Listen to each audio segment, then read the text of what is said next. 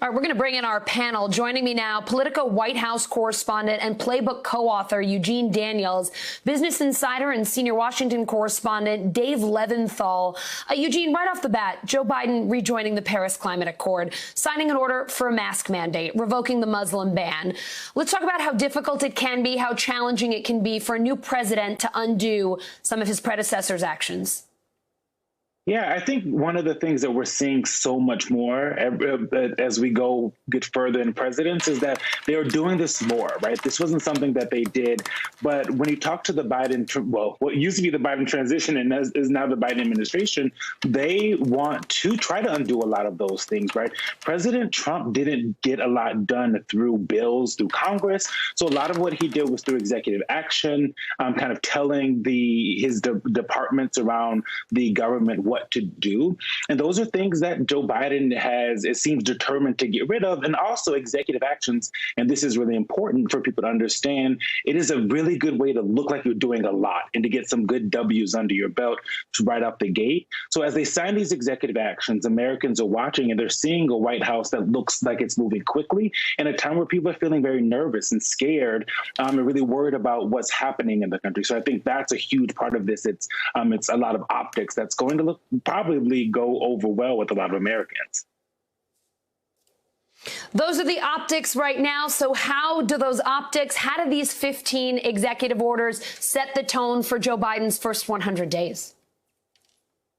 Yeah, I think it tells us exactly what he wants to do, right? I think the next 100 days are going to look a lot different than he thought they were going to look maybe a couple of weeks ago, right? He has an impeachment. He has to a conviction that's going to happen in the Senate. That's going to take up a lot of time. He has to hit a stimulus bill that he's working on. He's sending an immigration bill, but that doesn't mean that bill is going to be the first thing that they work on. He is sending one, though.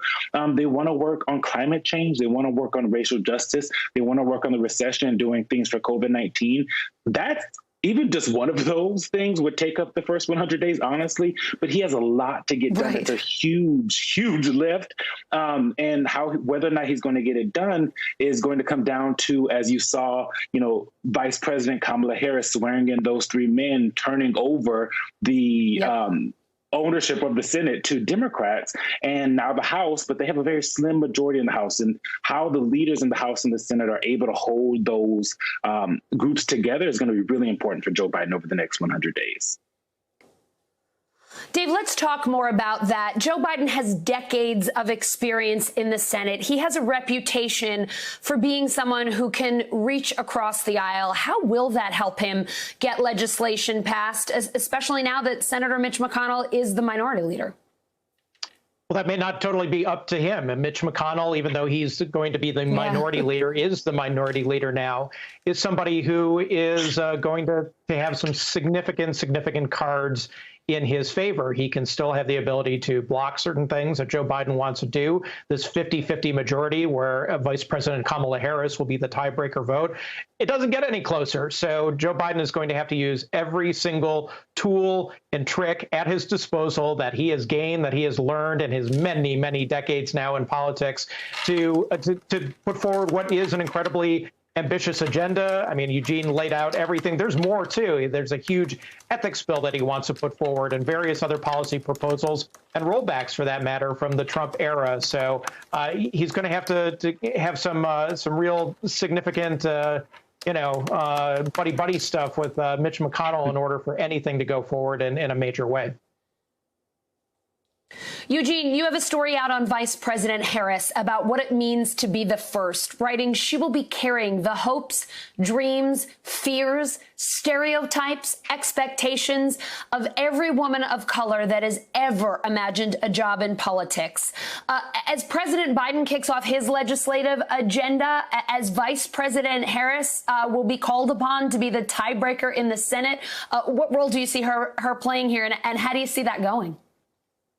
I will say aides that I've talked to have said, as far as the tie-breaking aspect of what her job is going to be, they don't want her to have to do it that much, right? Joe Biden today talked a lot about, I think he said, unity or unifying some way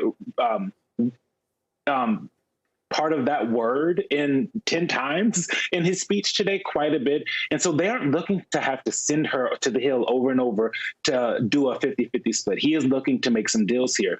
When I talk to her aides, they continue to tell me the same thing they said kind of in the transition, that she is his right-hand woman. And so far that's bared out, and we talk about that in the piece. She has been out there. She has been by his side at all of those press conferences during the transition.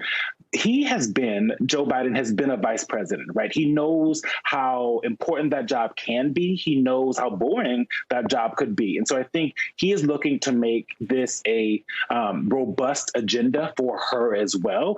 And I think when we talk to Biden aides, they say he is not blind to the fact that it is really important to make sure that the first woman, the first Asian, the first Black person to be vice president has a lot to do. And that is something that they're going to make sure that she is on his right hand on all the big issues that we're working on in this country.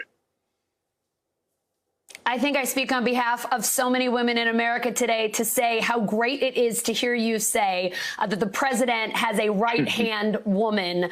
It is a really refreshing term to hear on January 20th, 2021, that we have finally gotten to that stage. Dave, Joe Biden vowing to defeat white supremacy in his inaugural address, promising to heal the nation after the attack on the Capitol. You're reporting on the, quote, tsunami of legal peril awaiting now former President Trump after those riots. So let's talk about that. Trump is a civilian now. What happens next? Well, Donald Trump doesn't have presidential immunity, and Donald Trump right now is facing more than a dozen different areas of legal peril at the criminal and the civil level, at the federal, the state, the local level. It involves his administration. It involves his businesses. It involves his taxes. It involves the election in Georgia. And obviously, we have everything that has happened over the past couple of weeks involving the insurrection that took place at the U.S. Capitol that goes beyond just impeachment into the legal realm as well. So we are going to be hearing for many, many months and likely many, many years about Donald Trump's legal peril. This may dog him for the rest of his life. We don't know exactly where any or all of this is going to land. But if you're Donald Trump right now, you're lawyering up pretty good. Yeah, stay tuned and stay tuned to the Senate for sure. There will be so much going on there in the next days and months. Eugene and Dave, thank you both so much for being with us. Thank you. Thanks for having me. Hey, NBC News viewers, thanks for checking out our YouTube channel. Subscribe by clicking on that button down here and click on any of the videos over here to watch the latest interviews, show highlights, and digital exclusives. Thanks for watching.